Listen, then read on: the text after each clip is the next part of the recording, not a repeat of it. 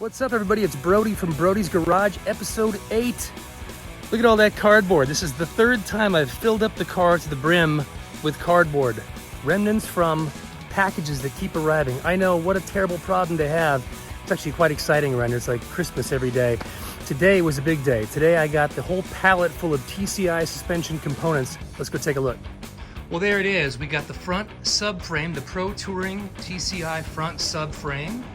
Behind it, we've got a Fab 9 Curry Enterprises rear axle with a 350 True Track 35 spline third member section.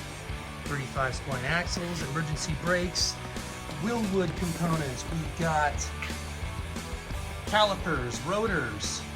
We have a torque arm. We have, looks like the down rod struts, whatever they call them, for the front subframe. Tubular A-arms, we have brackets, hardware, we have 3-link or 4-link, I guess they call it a 3-link setup with the torque arm. Anyway, we got torque arm bars, we have cross member, we have, looks like a panhard bar, subframe connectors, transmission cross member, and torque arm cross member. Lots of stuff came in the mail, big gigantic pallet. 750 pounds worth of stuff. I broke it all down really quick. Got the cardboard out of here. I'm just one of those kind of guys that likes to get the cardboard out of the way. Anyway, this is going to be the end of today. But before we talk about that, let's talk about what I actually accomplished. I put my RideTech gas filler neck and cap on there. This was not as easy as it might look, because this had to be centered, and then I had to drill out the holes in the sheet metal. And before I could do that, I had to do some clearancing and notching of the sheet metal, grinding it down flat.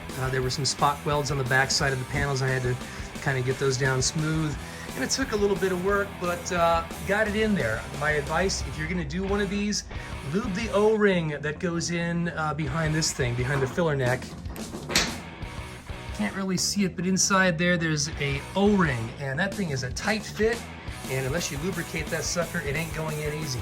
So on that note, that's going to complete today's episode. A very quick one, but hey, I got something done, and we got a major project ahead of us with the TCI suspension. I will begin work on that hopefully tomorrow. I'm guessing it's going to begin with some grinding and cutting off of brackets down here, and fitment and bolting everything in place, and then when I get it all lined up, I'll weld it all up, and then then we'll get started on the undercarriage. We'll do some undercoating. I'm doing a Raptor liner, a bed liner coating on the bottom, and we'll see how that goes. That's all for now. Tune in next time. Bye-bye.